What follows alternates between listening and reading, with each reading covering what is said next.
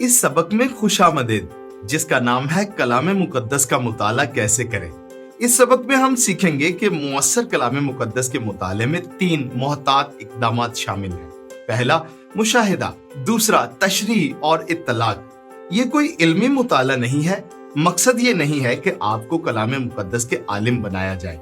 इस मुताला का नजरिया आपको कलाम पाक की उन अबारात की तरफ ले जाता है जो रोजाना की बुनियाद पर आपकी जिंदगी के लिए खुदा की मर्जी को जाहिर करते हैं। दिलचस्पी सहीफों के अकीदती पैगाम में है। हम इसके कलाम का मुताला करने के इस मौके के लिए खुदा का शुक्र अदा करते हैं।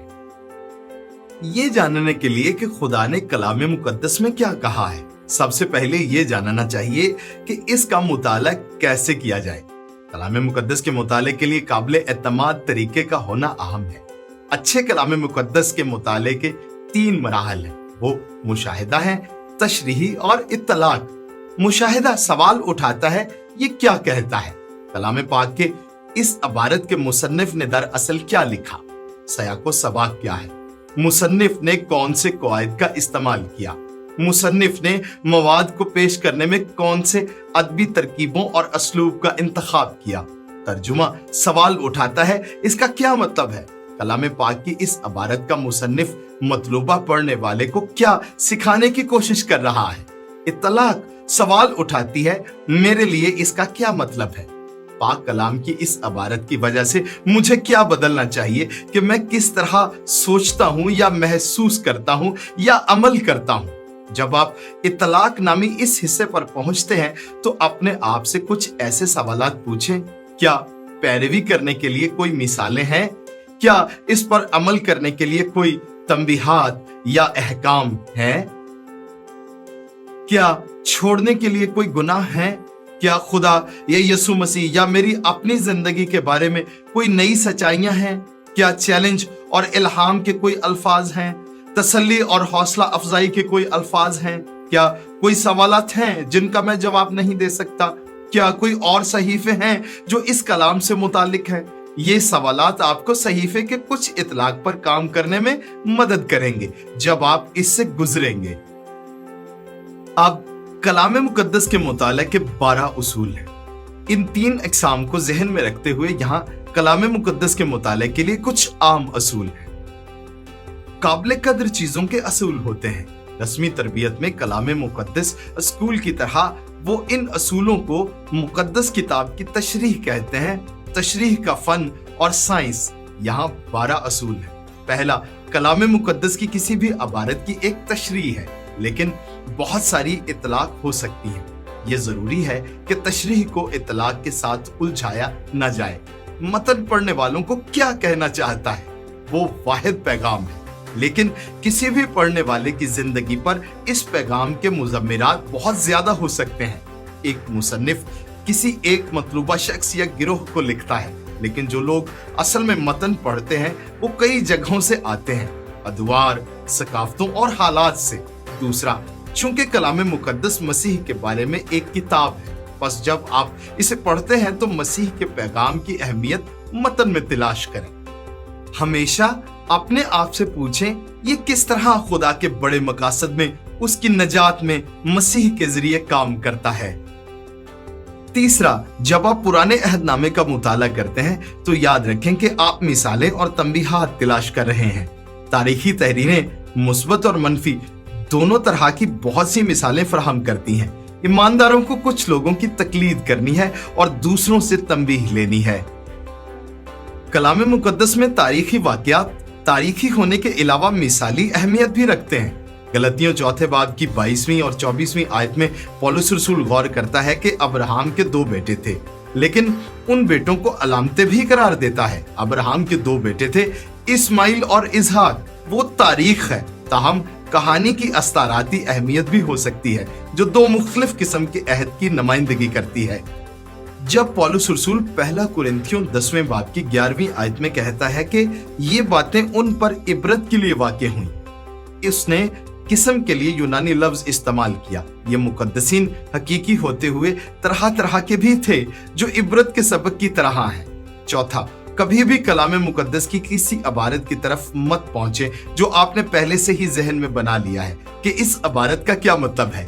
कलाम मुकद्दस की इबारत के मानी का मुताला करें और बगैर तहकीक के उनके मानी न समझे। एक पादरी ने एक बार एक परेशान औरत के साथ कुछ आयात बांटी।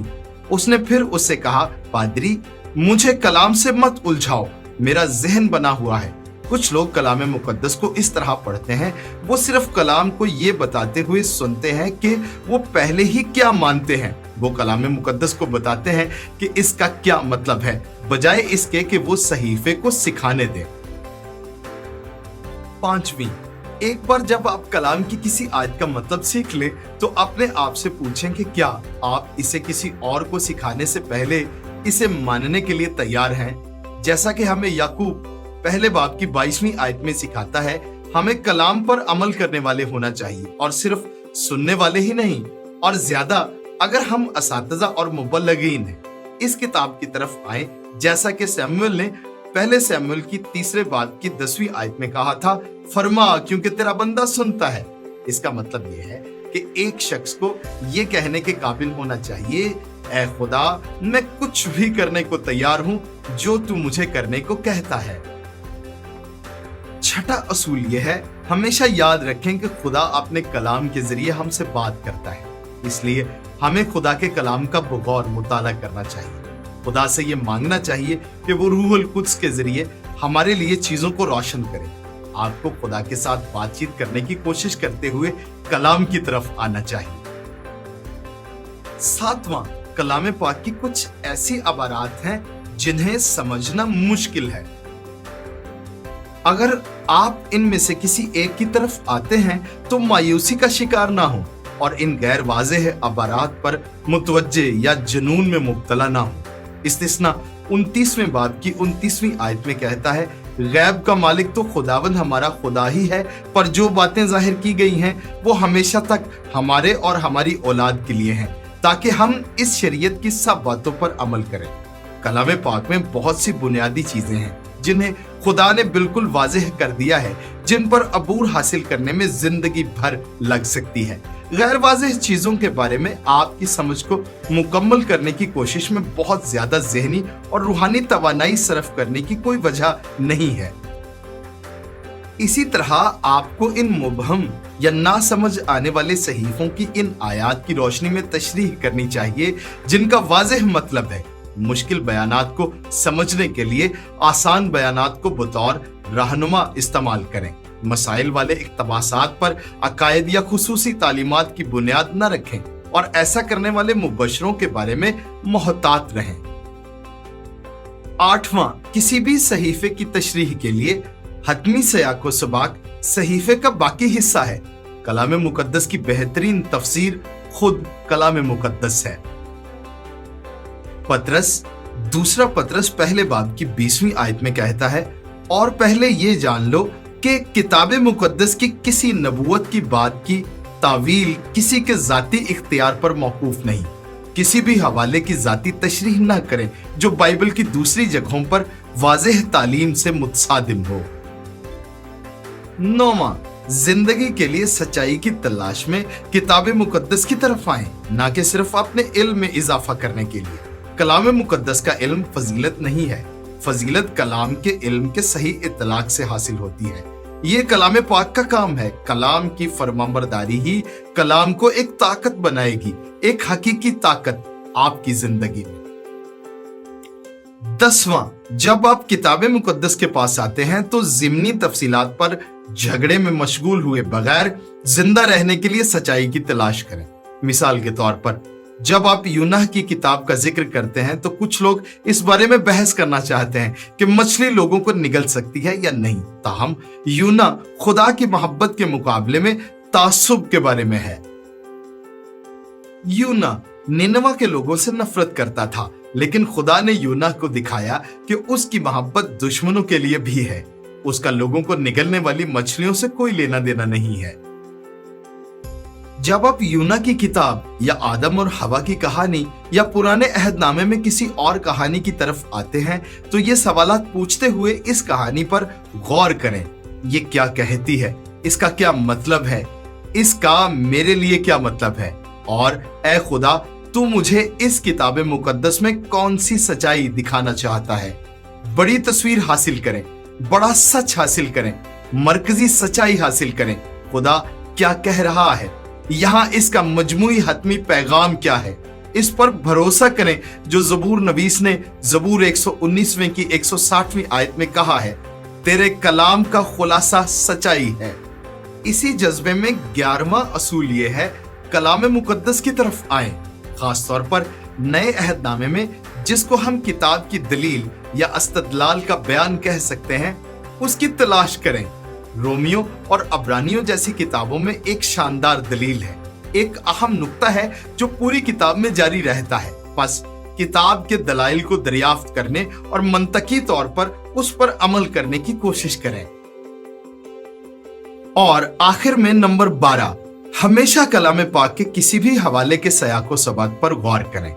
कलाम मुकद्दस को गलत इस्तेमाल करने के सबसे आम तरीकों में से एक सयाको सबाक से हटकर हवाला देना है।